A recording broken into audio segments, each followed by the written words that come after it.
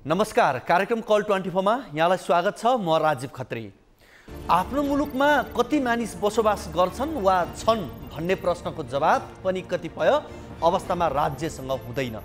केही अघि जनगणनाको रिपोर्ट सार्वजनिक भयो। धेरैले रिपोर्टमै शंका गरे। उनीहरूले भने मेरो घरमा ग्राहकहरू नै आएनन्, गणकहरू नै आएनन्। यो रिपोर्ट विश्वासयोग्य छैन। राज्यले जे गर्छ त्यो हचुवाको भरमा गर्छ भन्ने यो प्रसङ्गले पनि पुष्टि गर्छ। आफ्ना नागरिक कहाँ गएका छन्, कुन अवस्थामा छन्, उनीहरूको हरहिसाब राख्नु राज्यको दायित्व हो। तर दुर्भाग्य यतिसम्म छ कि कसैले मेरा मान्छे हराए भनेर रिपोर्ट प्रहरीमा लेखाउँदा कुनै खोजी हुँदैन। खोजी गर्ने भन्ने विषय लगभग गरिँदैन। मेरी छोरी हराइन्, मेरो छोरो बेपत्ता भयो भनेर राज्यको शरणमा पुग्ने पीडितहरूले अक्सर निराशा नै भएर फर्किनुपर्ने हुन्छ। धेरै मानिसहरू हराउँछन्, दुनियाँको भिडमा कता पुग्छन् ठेगान हुँदैन।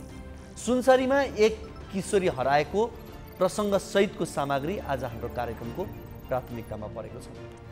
नेपालको पर्यटन प्रवर्धन गर्न मन्त्रीहरू अस्ट्रेलिया पुगेर र्याली निकाल्छन्। नेपाल पसेका पर्यटकहरूले यहाँ कस्ता कस्ता हैरानी खेप्नुपर्छ भन्ने कुरा थाहा पाएर सोही बमोजिम सुधार गर्नुपर्ने असंख्य कामहरू छन्। स्वदेशमा सुधार गर्ने कुरामा कसैलाई पनि मतलब छैन। सुधार र राम्रो काम गर्ने विषयमा विशेष गरी सरकारी तहमा रहेकाहरू बिल्कुल बेखबर देखिन्छन्। जो कोही केही गर्न सक्दैनन्, जोसँग कुनै अधिकार र जिम्मेवारी हुँदैन, उनीहरूले गरेको चिन्ता केही अर्थ हुँदैन। भगवान गौतम बुद्धको जन्मस्थल लुम्बिनी आउन खोज्ने धेरै बौद्ध धर्मावलम्बीहरू जापान, कोरिया, चीन, भियतनाम लगायत मुलुकहरूमा छन्। तर नेपालसम्म आउने हवाई भाडा दोब्बर भएका कारण उनीहरू नेपाल आउन इच्छुक हुँदैनन् भन्ने गरिन्छ। हवाई भाडाको कुरा छोडौँ, भारतबाट लुम्बिनी प्रवेश गर्न चाहनेहरूका लागि रूपन्देहीमा थाहा पाएरै हैरानी दिन्छ। रूपन्देहीको कक्करहवा नाकामा एउटा अध्यागमन कार्यालय स्थापना गरिने हो भने पर्यटकहरूले 250 किलोमिटर दूरी घुमेर लुम्बिनी पुगिराख्नु पर्दैन। यसो गर्दा पर्यटकलाई सजिलो हुन्छ। धेरै पर्यटकहरू आउलान् भन्ने चिन्ताले हो वा किन हो कक्करहवामा अध्यागमन कार्यालय स्थापना नगरिएको सन्दर्भ आज हाम्रो कार्यक्रमको प्राथमिकतामा परेको छ। यसको अलावा तपाईहरूको गुनासोलाई हामी कार्यक्रममा प्रत्यक्ष समेट्नेछौँ।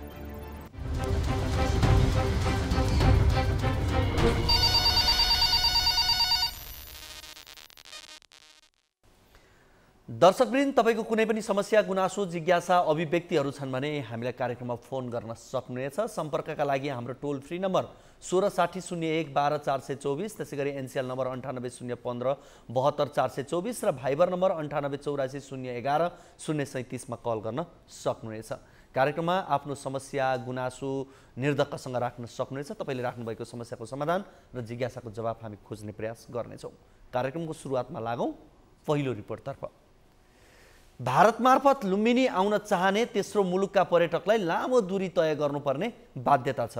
विशेष गरी कक्करहवा सिमानामा अध्यागमन कार्यालय नहुँदा तेस्रो मुलुकबाट लुम्बिनी आउन चाहने पर्यटकले रूपन्देहीकै बेलियासम्मको दूरी पार गर्न बाध्य छन्।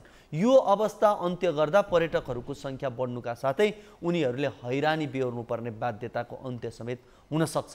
रूपन्देहीबाट टिभी जर्नलिस्ट विमल छेत्रीको यो रिपोर्ट हेरौँ।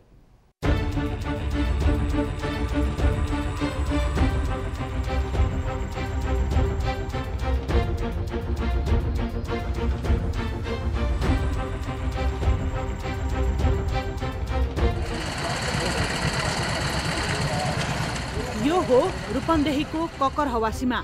यो सीमा शान्तिका अग्रदूत गौतम बुद्धको जन्मभूमि लुम्बिनीबाट 10 किलोमिटरको दूरीमा छ।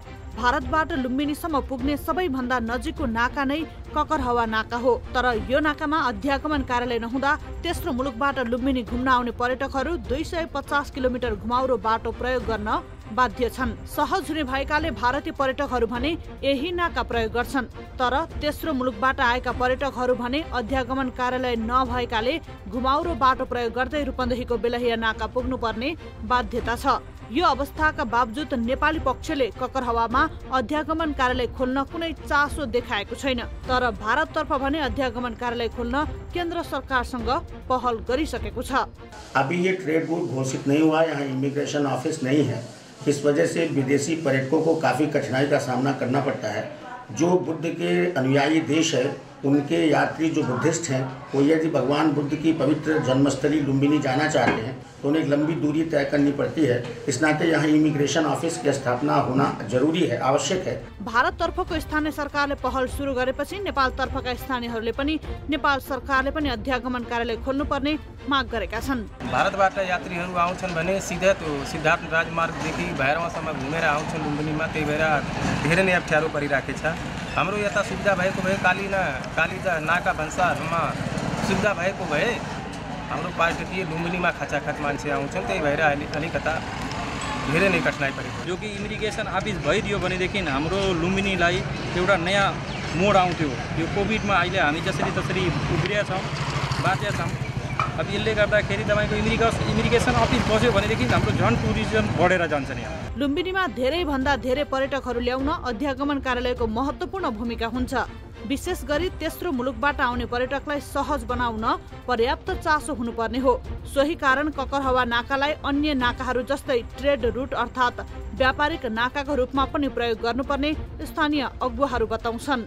एकदमै नजिक पर्ने यो कालीदह नाका, भारतलाई ककरहवा नाका भन्छन्, उहाँहरूको इमिग्रेसन गर्ने भन्ने, इमिग्रेसन राख्ने भन्ने प्रावधान भइसकेछ। तर अब त्यो प्रोसेसमा छ। तर हाम्रो नेपालबाट चाहिँ त्यसको कुनै पनि पहल भएको छैन। मैले त के भन्छु भन्दाखेरि जति राम्रो एक्सेस दियो भने, पाहुनाहरूलाई वेलकम गर्यो भने त्यति नै पर्यटकहरू भित्रिन्छन्। लुम्बिनी क्षेत्रमा नेपाल र भारत मात्रै होइन, विश्वकै पर्यटकको चासो रहन्छ। सोही कारण लुम्बिनीसम्म सबै पर्यटकको सहज पहुँच बनाउन आवश्यक छ। पर्यटनलाई जोड दिने तर यस्ता विषयलाई ध्यान नदिनाले नेपाल आउने पर्यटकहरूले अनावश्यक हैरानी बेहोर्नुपर्ने हुन्छ। यसलाई सुधार गर्न अब ढिलो गर्नु हुँदैन।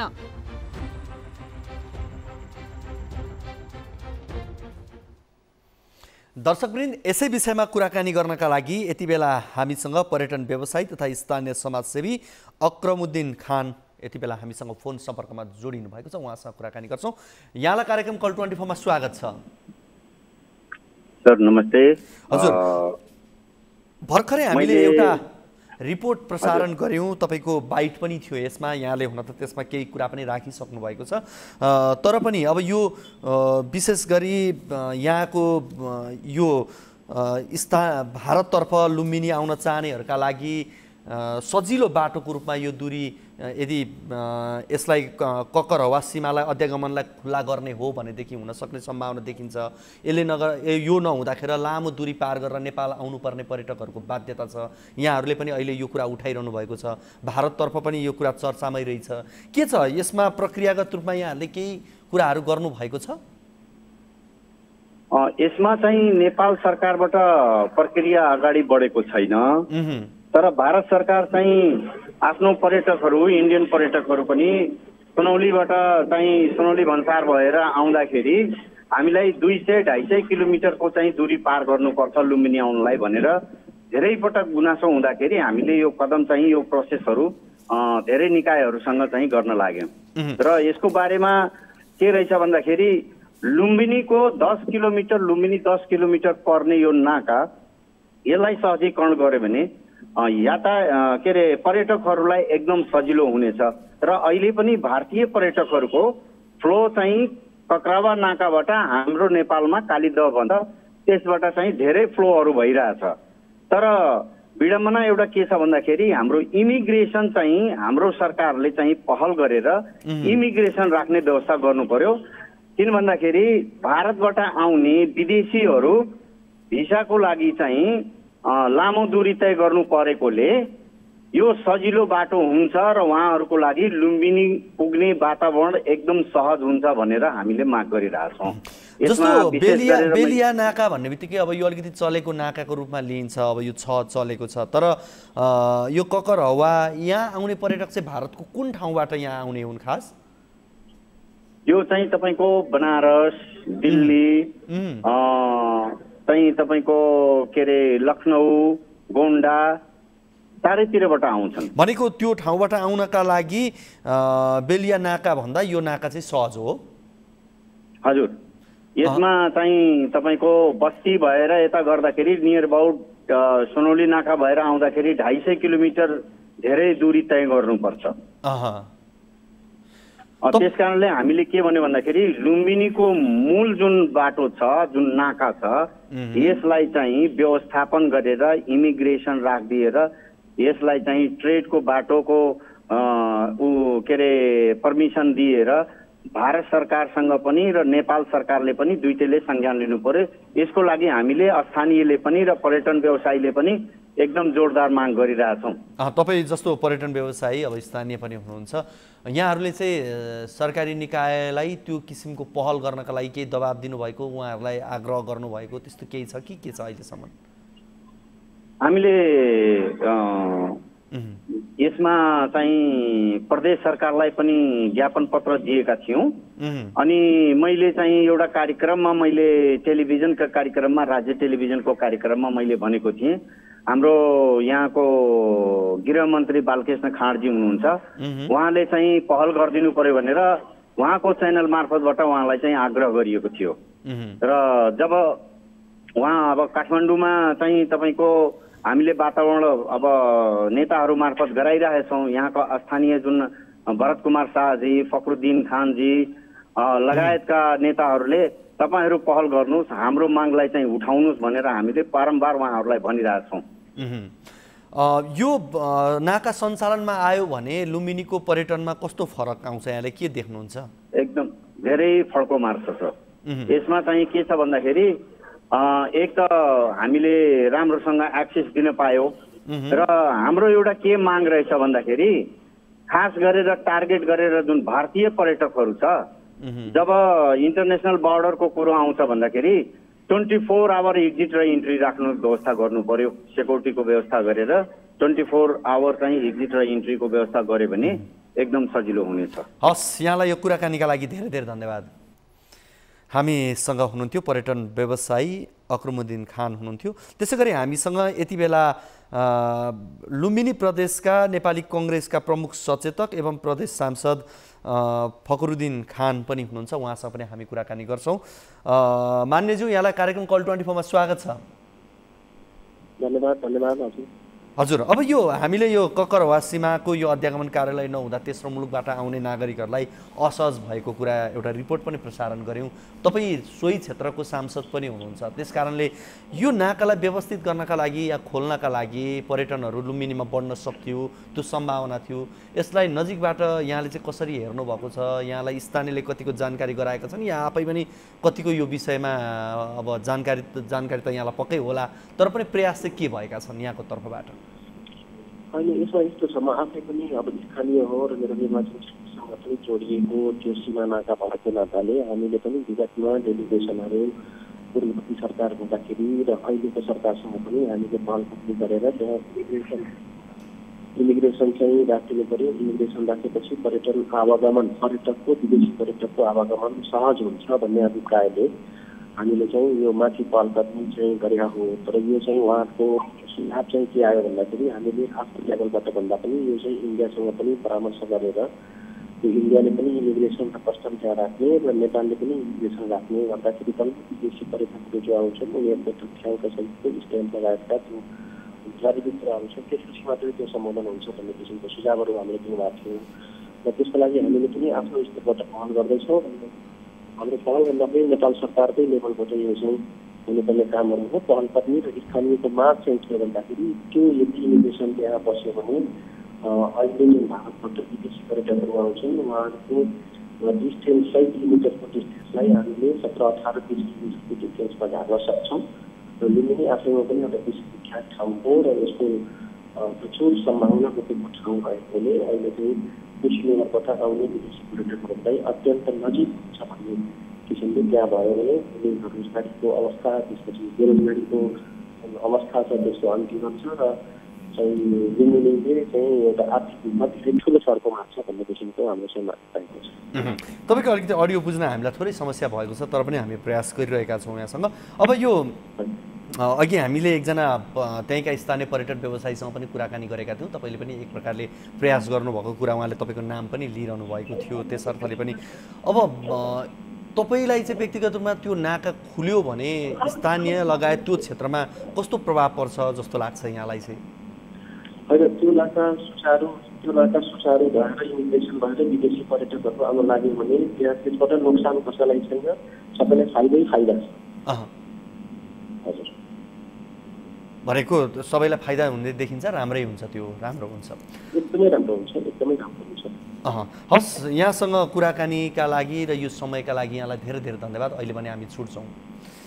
हामीसँग हुनुहुन्थ्यो नेपाली कङ्ग्रेस लुम्बिनी प्रदेशका प्रमुख सचेतक एवं सोही क्षेत्र लुम्बिनीको जुन हामी कुराकानी गरिरहेका छौँ, यो सीमा नाकाको ककरहवा त्यस क्षेत्रका प्रदेश सांसद समेत हुनुहुन्छ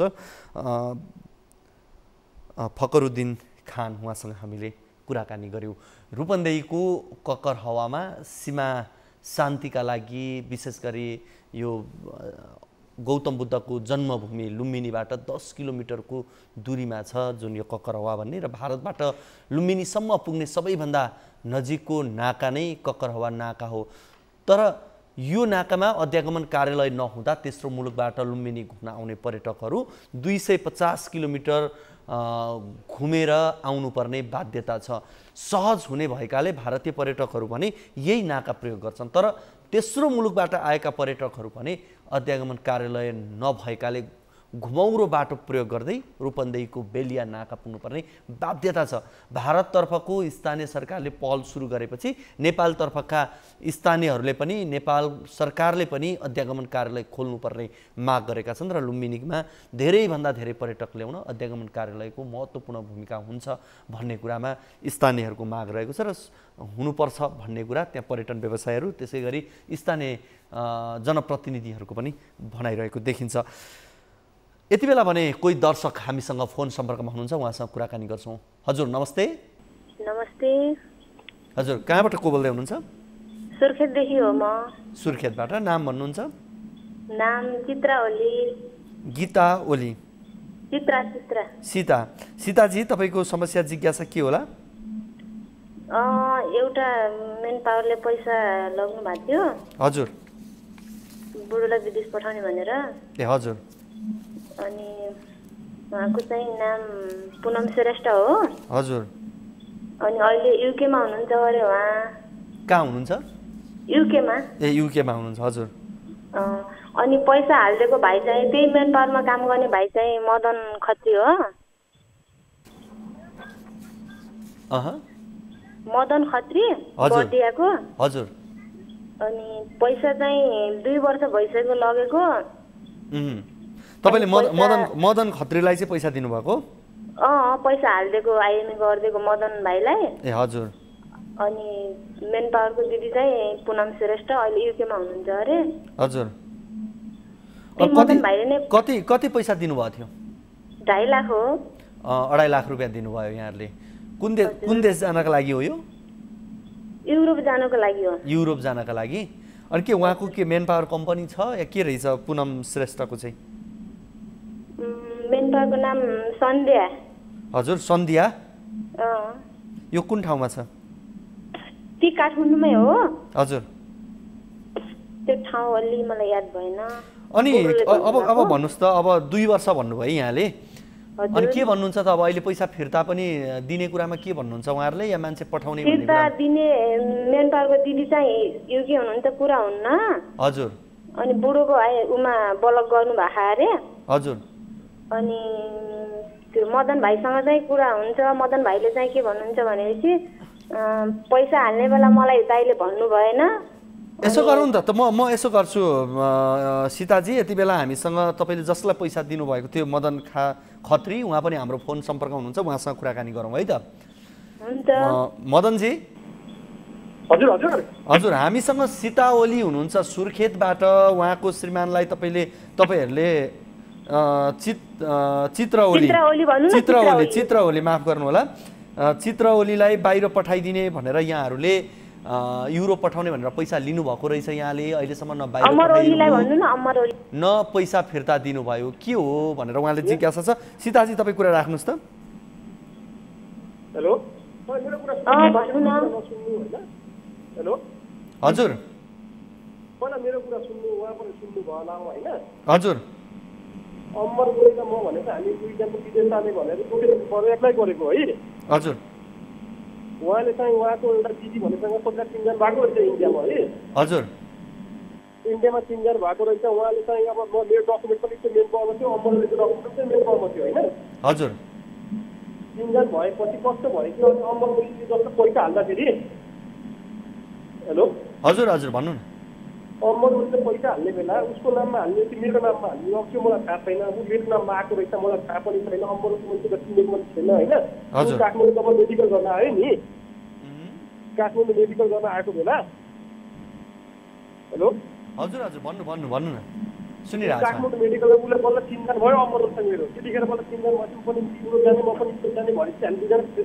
साथी हो युरोपमा दुःख सुख पर्नु सक्छ गाह्रो हुनसक्छ भन्ने भएर हामी दुईजना फ्रेन्ड बन्यौँ होइन यहाँ सुन्नु न मेरो नाममा कसले पैसा हाल्छ त्यो मलाई थाहा पनि छैन अमरसम्म 3 जना पनि छैन हामीले पैसा 3 जना भएको अब मेरो पावरले यो नाममा पैसा हाल्दै भनेर मेरो नाममा पैसा हालिदिएको रहेछ होइन मेरो पासपोर्ट चेन्ज थियो होइन त्यो भएर मेरो नामबाट पासपोर्ट अमरसम्म 3 जना छैन त्यो कुरा सोध्दा पनि हुन्छ यसो गरौँ है त म सीता ओली पनि हाम्रो फोन सम्पर्कमै हुनुहुन्छ सीताजी उहाँको कुरा तपाईँले सुन्नुभयो है भन्नु चित्राजी सुन्नु न हजुर पुनम दिदीले चाहिँ के भन्नुभएको अरे एउटै मेन पावरमा काम गर्छौँ हामीले मदन भाइले मैले सबैले काम गर्छौँ एउटै मेन पावरमा मदन भाइको नाममा पैसा हालिदिँदाखेरि हुन्छ भनेर भन्नुभएको त्यही भएर मेरो बुढाले मदन भाइको नाममा पैसा हाल्नु भयो अरे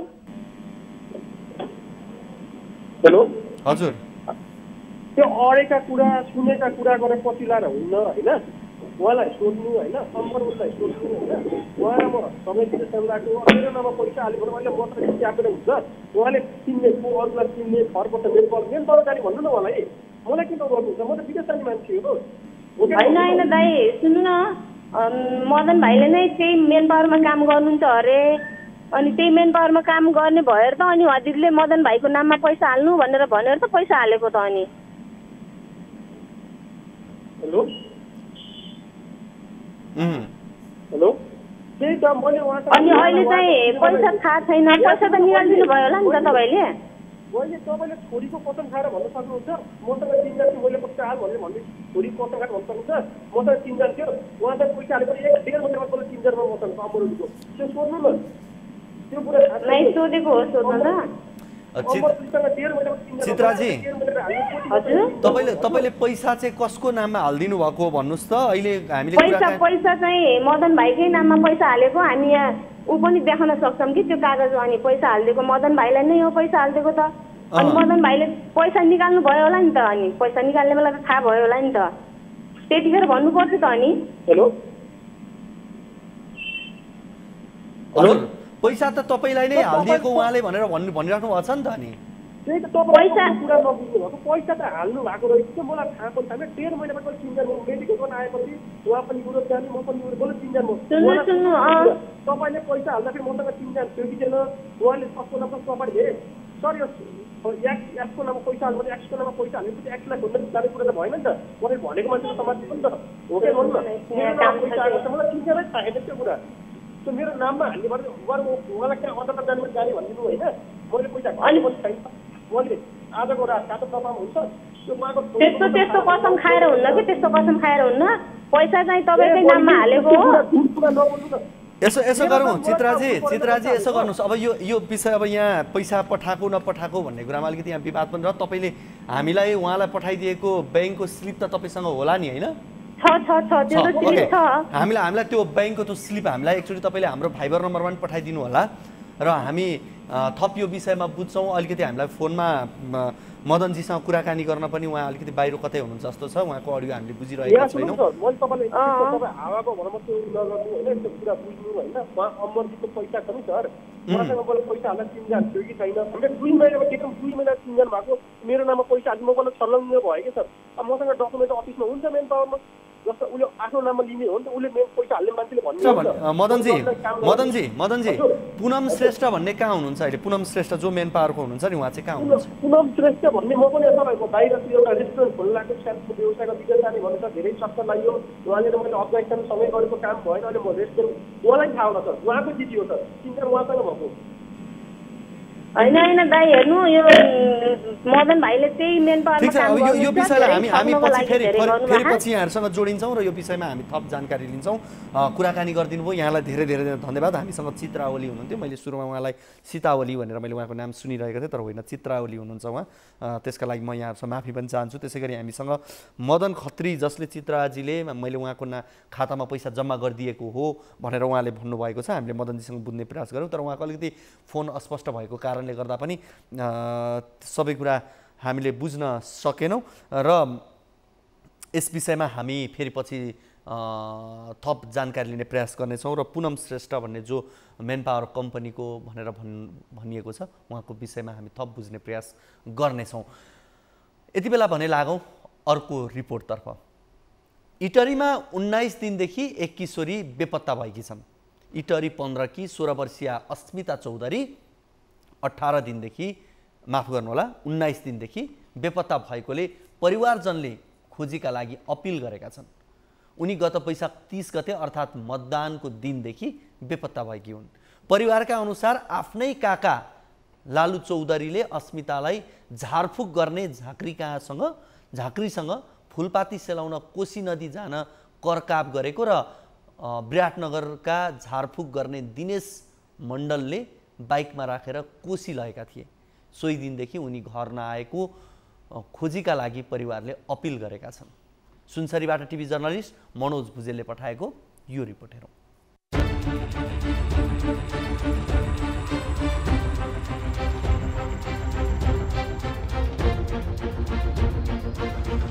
स्थानीय तह निर्वाचन 2079 को मतदानको दिन अर्थात् वैशाख 30 गते सबै मत हाल्नमा व्यस्त थिए। त्यस दिन सार्वजनिक सवारी साधन समेत चल्न निषेध थियो। तर निर्वाचनको चटारो बीचमा इटहरी वडा नम्बर 16 मा भने एक 15 वर्षीय बालिका अस्मिता चौधरी रहस्यमय तरिकाले बेपत्ता भइन्। आफ्नै काका लालु चौधरीले अस्मितालाई एकजना झाँक्रीसँग फुलपाती सेलाउन कोशी नदी जानुपर्छ भनेर लिएर गए, तर उनी अहिलेसम्म घर फर्किएकी छैनन्। अस्मिता त्यो दिनदेखि बेपत्ता भएपछि आफन्तहरू अहिले खोजीमा जुटेका छन्। अस्मितालाई काका लालु र विराटनगरका दिनेश मण्डलले बाइकमा राखेर कोशी लगेको परिवारका सदस्यलाई जानकारी छ। त्यो दिन अस्मितालाई कोशी नदी लगेपछि न घर ल्याएर नै छोडियो, न त अहिलेसम्म अवस्था पत्ता लाग्यो। कक्षा 6 मा अध्ययनरत अस्मिता बेपत्ता भएपछि घर परिवारका सदस्य त चिन्तित छँदैछन्। आमा सोनवती छोरी बेपत्ता भएको कुराले विक्षिप्त छिन्। अस्मिताका काका लालु र झाँक्री दिनेशले कोशी नलगी बीच बाटोबाट विराटनगरको शनि मन्दिर पुर्याएको प्रहरीको प्रारम्भिक अनुसन्धानबाट खुलेको छ। दुवैले शनि मन्दिर लगेर अस्मितालाई नजिकैको खोलामा पूजा गर्नु छ भनेर लगेको खुलेको छ। अस्मिता बेपत्ता भएको 3 दिनपछि पीडित परिवारले इलाका प्रहरी कार्यालय पकलीमा मानव अपहरण तथा शरीर बन्धकमा 2 जना विरुद्ध जाहेरी दिए। प्रहरीमा उजुरी दिएपछि अस्मिताका काका लालु र अर्का शनि मण्डल नाम गरेका 2 जना पक्राउ परे। दुवैलाई नियन्त्रणमा लिए पनि अस्मिताको अवस्थाबारे एकिन जानकारी प्रहरीसँग पनि छैन। अस्मितालाई दिनेशले भारत कटाएको हुन सक्ने अनुमान गरिएको छ। अहिले बेपत्ता अस्मिताका परिवार छोरीको जीवन रक्षा र खोज तलासको लागि पहल गरिदिन सबैलाई अनुनयन गरिरहेका छन्। बेपत्ता भएको 19 दिन पुग्दा समेत छोरी नभेटिनुले चिन्ता बढाएको बुबा पशुपति चौधरी बताउँछन्। प्रहरी प्रशासनले समेत छोरी खोज तलासको लागि आवश्यक ध्यान नदिएको उनीहरूको दुखेसो छ। अब हाम्रो छोरी हराएकोले गर्दाखेरि हामी प्रहरीमा निवेदन हाल्यौँ। अब पुलिस प्रहरीले यताउति के अरे पहल केही गरिदिएको छैन। अनि त्यहाँबाट जता जान्छौँ यस कुन ठाउँमा निवेदन हालेका छौँ, के गरेका छौँ, खोजिदिन भएको छैन, आइपुगेको छैन भनेर भन्दै हुनुहुन्छ। जुनै ठाउँमा जाँदाखेरि कोशी लिएर जान्छु भनेर भन्नुभएको छ। कोशी नलगिकन यता विराटनगर लिएर गयो। हिनरवाबाट दुबी रोड निकालो, विराटनगर लिएर गयो। दुबीमा सुन चाँदी के अरे यो सिन्दुर पोते अनि चुरा के जाति किन, अनि त्यहाँदेखि विराटनगर लग्यो त्यो के अरे शनि मन्दिरसम्म। हाम्रो छोरी आउनु पर्यो भनेर हामी चाहन्छौँ।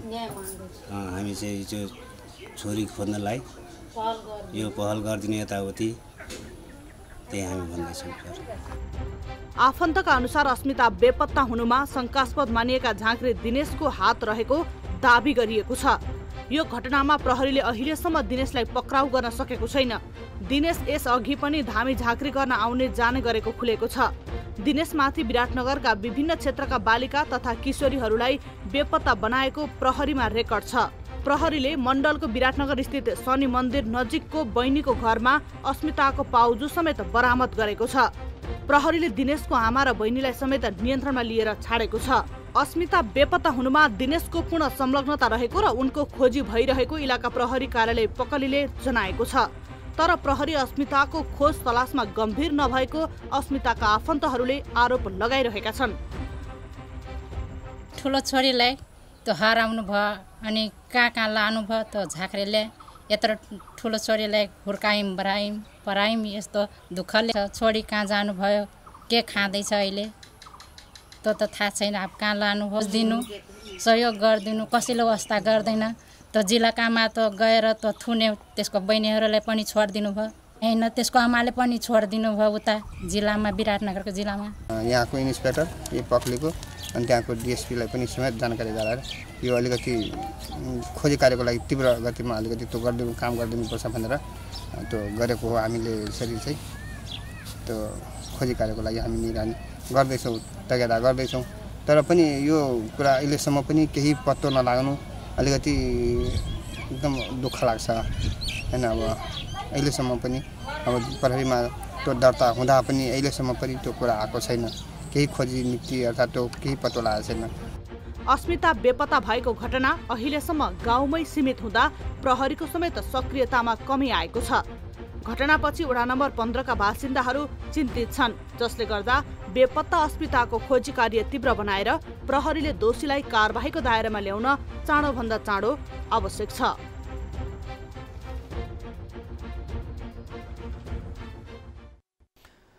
दर्शकवृन्द, स्थानीय तह निर्वाचनको चटारोको बीचमा इटरी वडा नम्बर 16 मा भने एक 15 वर्षीय बालिका अस्मिता चौधरीको रहस्यमय तरिकाले उनी बेपत्ता भएकी छिन्। आफ्नै काका लालु चौधरीले अस्मितालाई एकजना झाँक्रीसँग फुलपाती सेलाउन कोशी नदी जानुपर्छ भनेर लिएर गएको, तर उनी अहिलेसम्म घर फर्किएकी छैनन् भन्ने कुरा परिवारले जानकारी गराएको छ। यस विषयमा हामीसँग कुराकानी गर्नका लागि यति बेला इलाका प्रहरी कार्यालय पकलीका रविन्द्र थापा हामीसँग जोडिनु भएको छ फोन सम्पर्कमा। उहाँसँग कुराकानी गर्छौँ। रविन्द्रजी, यहाँलाई कार्यक्रम कल 24 मा स्वागत छ। ए हजुर हजुर नमस्कार। हजुर, अब यो इटरी यो 19 दिनदेखि एक किशोरी बेपत्ता भएकी यो इटरी 15 वर्षीय बालिका अस्मिताको अहिलेसम्मको अवस्था यहाँहरूले केही थाहा पाउनु भएको छ? के छ? हजुर, यो अनुसन्धानको प्रक्रियामै छ सर। अब यो घटना चाहिँ ठ्याक्कै यो निर्वाचनको दिन 30 गते भएको छ। जस्तो मेरो एरिया यो इटरी 16 बाट चाहिँ हजुरको निजामा चाहिँ झुक्क्यान छलकपटमा पार्ने काम चाहिँ भयो। यिनलाई चाहिँ यहाँबाट चाहिँ इटरी वडा भनौँ न विराटनगर 19 नम्बर वडा यो धिनाघाट चाहिँ लाने काम भएको छ। हजुर, अब यहाँले अहिले जानकारी अब कतिपय कुरा यहाँहरूले अनुसन्धानको आफ्नै तरिकाले पनि गरिरहनु भएको होला, त्यसमा म प्रवेश गरिनँ। तर पनि अहिलेसम्म जुन झाँक्री भनिएका व्यक्ति दिनेश भनेर भनिएको छ, उनी चाहिँ पक्राउ परेका छन् कि छैनन्? अहिले तत्काल हामी यिनलाई पक्राउको प्रक्रियामा छौँ। अब यिनको विषयमा चाहिँ मैले अब मान्छेहरू खटाइराखेको छु। यिनको सम्बन्धमा जो दिनेश भन्ने जो झाँक्री छन्, यिनको सम्बन्धमा प्रहरीमा चाहिँ अहिलेसम्म अवस्था के हो? रेकर्डमा के छ प्रहरीको रेकर्डमा उनको बारेमा? अब यिनको चाहिँ घर विराटनगर हो। हजुरको विराटनगर 19 हो। हजुर, अब विराटनगरमा चाहिँ यिनी कसुरदार पहिला कसुरदार थिए भन्ने चाहिँ बुझिया छ। हजुरको कसुरदार थिए, पहिला पनि पटक पटक घटना घटाउने र मान्छेहरूलाई यसरी नै चाहिँ झुक्क्यानमा र यसरी छलकपटमा पार्ने, हजुर, झारफुककै बाहनाबाट चाहिँ मान्छेहरूलाई गर्ने भन्ने बुझिया छ सर। बेपत्ता यसभन्दा अगाडि पनि भएका छन् त्यसो भए? बेपत्ता भन्दा पनि अब त्यो केसको डिटेलको विषयमा विराटनगरमै थाहा हुन्छ हजुरको। तर यिनी पहिला पनि यिनको चाहिँ नियत फिर्मा भएका मान्छे हुन् भन्ने कुरो बुझिया छ। त्यो बुझिएको छ। अब उनको अहिले पक्राउ परेका चाहिँ उनका काका र अर्को एकजना व्यक्ति हुन्। हजुर, अर्को एकजना व्यक्ति र उनको काका भन्दा नि खास ठुलो बुवा हो, नजिकको भनौँ न, ठुलो बुवा पर्ने हो, ठ्याक्कै ठुलो बुवा होइन। हजुर, उहाँको मोटरसाइकल जुन प्रयोग गरिएको मोटरसाइकल चाहिँ मैले विराटनगरबाट ल्याइसकेको छु र उहाँको ठुलो बुवालाई पनि मैले अनुसन्धानको सिलसिलामा यहाँ राखेको छु।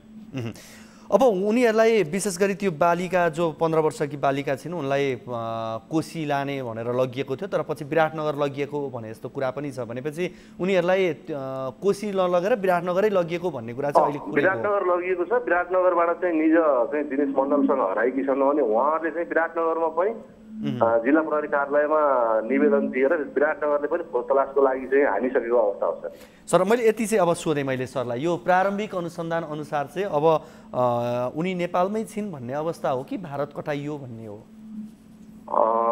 अब यो ठ्याक्कै भनौँ न, अब यो यसै भन्न सक्ने अवस्था छैन। हामी अब अनुसन्धानको सिलसिलामा छौँ हजुरको। अब मैले अहिले पनि प्रहरी टोली विराटनगरतर्फ पनि पठाएको छु।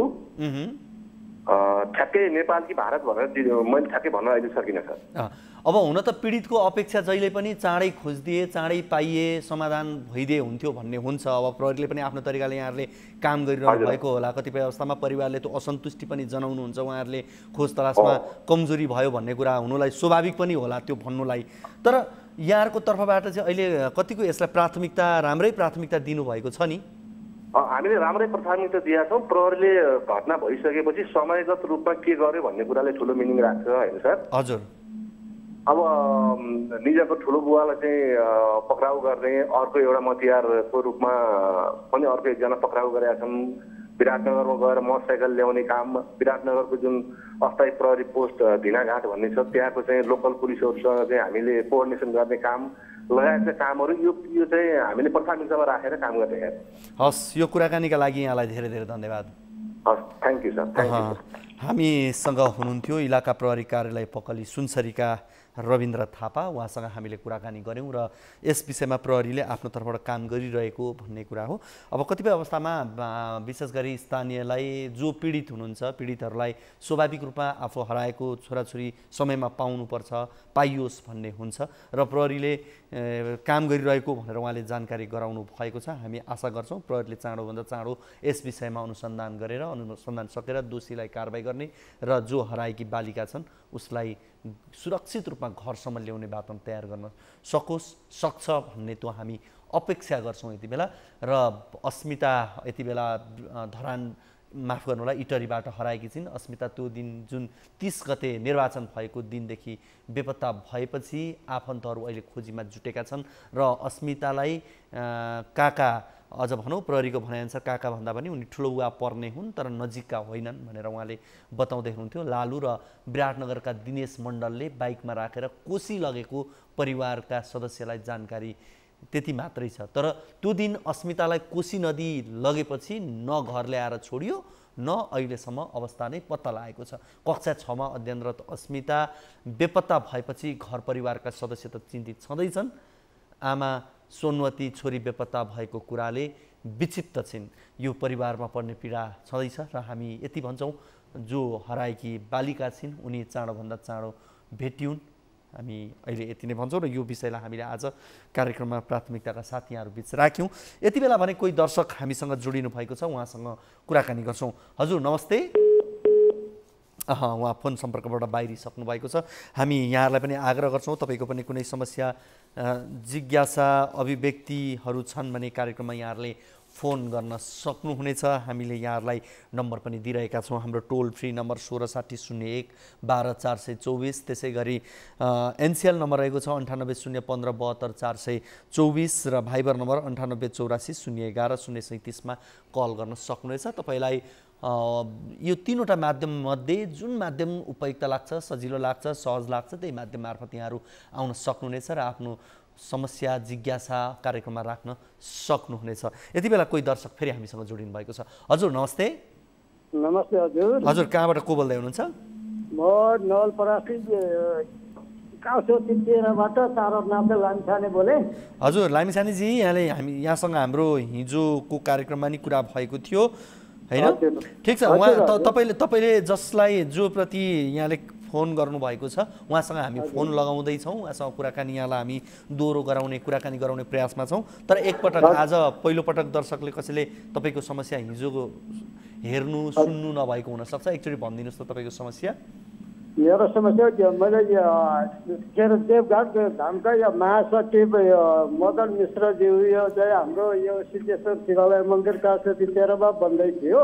अनि हामीलाई यो मूर्ति यो शिवको मूर्ति गजुर बसा चाहिने भएको हुनाले उहाँले के भन्नुभयो भने म इन्डियाबाट बनारसबाट मैले उपलब्ध गराइदिन्छु, त्यहाँबाट ल्याइदिने गरेको छु, त्यहाँबाट ल्याइदिन्छु तपाईँहरूलाई पनि भन्ने कुरा भइसकेपछि ल हुन्छ त्यसो भए हामीलाई ल्याइदिनु नि त भनेर हामीले 30,000 रुपियाँ दाम उहाँलाई दियौँ गएको साउन महिनामा। हेलो हजुर हजुर हजुर गएको साउन महिनामा हामीले उहाँलाई 30,000 रुपियाँ दाम दिएर पठायौँ। पठाइसकेपछि अनि उहाँले हामीलाई भन्नुभयो ल तपाईँहरूको सामान आउँदैछ, त्यो ड्राइभरलाई र एउटा लेबरलाई चाहिँ 2जनालाई खाना बनाएर दिनु होला भनेर भन्नुभयो। अनि हुन्छ आयो भनेर हामी खाना बनाएर उहाँहरूको प्रतीक्षा गरेर बस्यौँ। राति 12-1 बजेसम्म वेट गऱ्यौँ।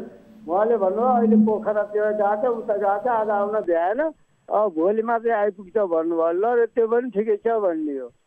आज भोलि गर्दा गर्दै अहिलेसम्म उहाँले चाहिँ न हामीले पैसा पाइयो, न मूर्ति पाइयो, न के पाइयो, खालि झुट बोल्ने ठग्ने, कहिले कहाँ छु भन्नुहुन्छ कहिले कहाँ छु भन्नुहुन्छ। फोन गर्दाखेरि बिस्तारै गरेर अहिले फोन पनि हाम्रो रिसिभ गर्न छोड्नुभयो उहाँले। मदन मिश्र भन्नुभयो है उहाँको नाम? हजुर, उहाँ मदन मिश्र जो हो जो देवघाट धामको महासचिव। देवघाट धामको महासचिव हुनुहुन्छ उहाँ। हजुर हुन्छ, हामी मदन मिश्रसँग पनि फोन सम्पर्कमा जोडिने प्रयासमा थियौँ, तर उहाँको मोबाइल अफ छ भन्ने हामीले जानकारी पायौँ त। हजुर, अब यहाँले हामीलाई 2-3 पटक कुराकानी गरिसक्नु भएको छ, कल गर्नुभएको छ, तर उहाँसँग हामी पटक पटक जोडिने प्रयास गरेका हौँ। यसभन्दा अगाडि पनि उहाँसँग सम्पर्क हुन सकेको थिएन। आज पनि उहाँको मोबाइल अफ भन्ने हामीले जानकारी पाएका छौँ। हामी फेरि पनि उहाँसँग पछिल्ला कार्यक्रमहरूमा यहाँसँग यसरी लाइभमै कुराकानी नगरे पनि हामी थप यहाँबाट बुझ्ने प्रयास गर्छौँ है त। हजुर हुन्छ, कसरी हुन्छ हजुर।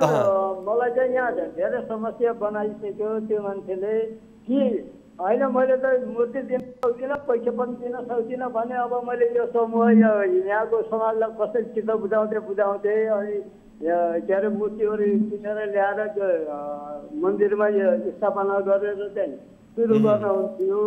न त्यो छ न यो चाहिँ हगन यो बाटो छोड भन्ने एउटा उखान हाल्छ पहिला कुरा हो त्यस्तै बनाएर छोड्दिन्छ। हस् लामिछानेजी, यहाँले कुराकानी गरिदिनु भयो, समस्या राख्नु भएको छ, यो समाधान खोज्ने प्रयास हाम्रो रहनेछ। यहाँलाई धेरै धेरै धन्यवाद। हामीसँग नवलपरासीबाट एकजना दर्शक हुनुहुन्थ्यो र उहाँको समस्या भनेको मन्दिर प्रतिस्थापन गरिसकेपछि मूर्ति राख्नका लागि उहाँको भनाइअनुसार देवघाट धामका महासचिव मदन मिश्रलाई उहाँहरूले 30,000 रुपियाँ पैसा दिएको, तर न मूर्ति आयो न पैसा फिर्ता आयो। यो गत साउनमा उहाँलाई पैसा दिएको भन्ने उहाँको कुरा छ र हामीले यस विषयमा उहाँसँग पटक पटक यो विषयमा जोडिने प्रयास पनि गरेका हौँ, उहाँसँग बुझ्ने प्रयास गरेका हौँ, तर उहाँको फोन उठेको छैन, कहिले अफ हुन्छ। र हामी विगतमा जस्तै फेरि पनि आग्रह गर्छौँ उहाँसँग। अब देवघाट धामका महासचिव भनिसकिसकेपछि अलिकति प्रतिष्ठित चिनिएकै व्यक्ति हुनुहुन्छ उहाँ पक्कै पनि, त्यस कारणले कसैले उहाँसँग यो कुरा पुर्याइदिएर नवलपरासीमा मन्दिर प्रतिस्थापनका लागि मूर्ति किनेर पैसा दिने भनेको त्यो पैसा फिर्ता गरिदिनुहोस् भनेर भनिदिनु भयो भने पनि एउटा उपकारै हुन्छ यो। यति बेला हामीसँग कोही दर्शक हाम्रो फोन सम्पर्कमा हुनुहुन्छ, उहाँसँग कुराकानी गर्छौँ। हजुर नमस्ते। कुरा बुझ्नुहुन्छ होला, म भन्दैछु हो, मतलब बिहारीहरू यहाँ कारोबार गरिएर मान्छेसँग पैसा एकट्ठा समातिएर सबै भाग्छ। हजुर हजुर नमस्ते। बिहारी भाग्यो, अनि 4था नम्बर बिहारी मेरो सामने छ, चेक दियो, चेक दिएर पैसा आजकल भोलि पछि गरिएर मलाई म उसको ड्राइभरलाई भने भाइ पुलिसको बाद जानुपर्छ कि यस्तो छैन। त्यसपछि दोकानमा आऊ, दोकानमा बोलाए मलाई कुटपिट गरिएर सुन्नुहोस् न, मलाई सुन्नु भएको छ यहाँले? 3टा पुलिस चौकीले मेरो मुद्दा यहाँले मलाई सुन्नु भएको छ? यति महिनापछि हामीसँग कोही दर्शक हुनुहुन्थ्यो तर उहाँ बोलिरहनु भएको छ, उहाँले हाम्रो आवाज सुन्नु भएको छैन। उहाँले केही समस्या राख्दै हुनुहुन्थ्यो, उहाँसँग फेरि हामी जोडिने प्रयास गर्नेछौँ र तपाईँ दर्शकहरूलाई पनि हामी आग्रह गर्छौँ तपाईँको पनि कुनै समस्या जिज्ञासा अभिव्यक्तिहरू छन् भने कार्यक्रममा फोन गर्न सक्नुहुनेछ। हाम्रो टोल फ्री नम्बर रहेको छ 1660 01 12 424। त्यसै गरी एनसिएल नम्बर रहेको छ 98 015 72 424 र भाइबर नम्बर 98 84 011 037 मा कल गर्न सक्नुहुनेछ। कार्यक्रम अवधिमा तपाईँले फोन गर्दा फोन नलाग्न सक्छ, त्यसकारणले अन्य समयमा पनि तपाईँले फोन गरेर आफ्नो समस्या जिज्ञासा भने राख्न सक्नुहुनेछ, हामीलाई सम्पर्क गर्न सक्नुहुनेछ। हामी यहाँलाई यहीँबाट पनि फोन गरेर तपाईँको समस्यामाथि केन्द्रित रहेर जवाफ खोज्ने प्रयास गर्छौँ, समाधानको प्रयास गर्छौँ र कार्यक्रम कल 24 यो विशेष गरी तपाईँ दर्शक र हामी बिचको यो सहकार्यमा नै तयार गर्छौँ। यसमा हामी ठुला राजनीतिक विषयवस्तु अन्य गहन विषयमा कुराकानी गर्दैनौँ। यसमा हामी आम नागरिकको भोगिरहेका समस्या जिज्ञासा माथि केन्द्रित रहेर कुराकानी गर्छौँ। समस्याको समाधान र जिज्ञासाको जवाब खोज्नु यो कार्यक्रमको उद्देश्य हो र आज हामीले विशेष गरी 2वटा रिपोर्ट यहाँहरूसँग राख्यौँ। एउटा बालिका बेपत्ता भएको प्रसङ्ग, यो इटरीको प्रसङ्ग, त्यसै गरी सीमा नाका को सन्दर्भको एउटा रूपन्देहीको रिपोर्ट पनि यहाँहरू बीच राख्यौँ र यहाँहरूले समस्या राख्दै गर्दा हामी हाम्रा तपाईँ दर्शकहरूले पठाएका भिडियो त्यसै गरी फोटोहरू छन् भने त्यसलाई पनि हामीले प्रयोग गरेका हुन्छौँ र हाम्रा टिभी जर्नलिस्टहरू मार्फत पनि थप बुझेर रिपोर्टहरू तयार गर्छौँ। आज हामीले यो 2वटा विषय यहाँहरू बीच राख्यौँ। आजको कार्यक्रमको निर्धारित समय सकिसकेको छ र मैले यहाँहरूलाई जानकारी गराएँ। यी नम्बरहरूमा भोलिका दिनमा पनि भोलिका दिनमा या आजै पनि तपाईँले कुनै समय पनि फोन गरेर समस्या जिज्ञासा राख्दै गर्नुहोला। भोलि हामी अन्य विषयहरूसहित कार्यक्रममा उपस्थित हुनेछौँ। तबसम्मको लागि बिदा दिनुहोस्। हवस् त, नमस्ते।